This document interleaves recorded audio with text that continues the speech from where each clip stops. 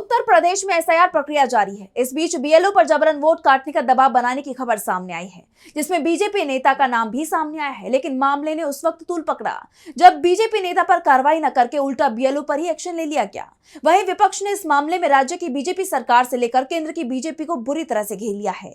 तो क्या है पूरी खबर, जानने के लिए देखिए ये रिपोर्ट। एसआईआर के दूसरे चरण के तहत देश भर के 12 राज्यों और केंद्र शासित प्रदेशों में ये प्रक्रिया जारी है और जहां जहां ये प्रक्रिया हो रही है वहां बवाल मचा हुआ है।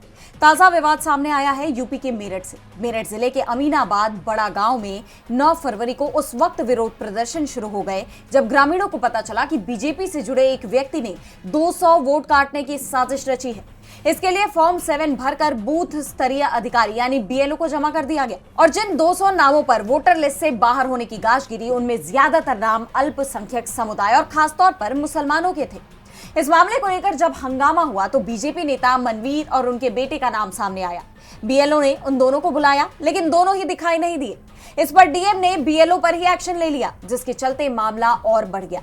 सवाल उठ रहे हैं कि मनवीर और उसके बेटे पर एफआईआर क्यों नहीं की जा रही है।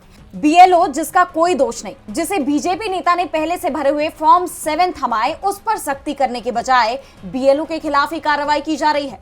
आखिर बीजेपी नेता के खिलाफ कार्रवाई क्यों नहीं हुई? वहीं प्रशासन पर भी बीजेपी के दबाव में आकर फैसले लेने के आरोप लग रहे हैं। इसी कड़ी में समाजवादी पार्टी ने भी सवाल उठाए हैं।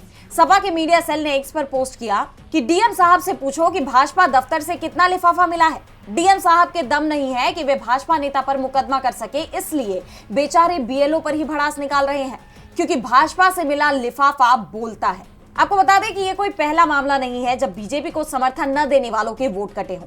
इससे पहले यूपी के ही चंदौली जिले की सकलडीहा विधानसभा से भी ऐसा ही एक मामला सामने आया था, जब बीएलओ को बाकायदा लिफाफा भेजकर मुस्लिम वोटर के नाम काटने के लिए दबाव बनाया गया था। और अब ऐसा ही एक और केस सामने आने के बाद बीजेपी और चुनाव आयोग बुरी तरह घिर गए हैं। डीबी लाइव की रिपोर्ट।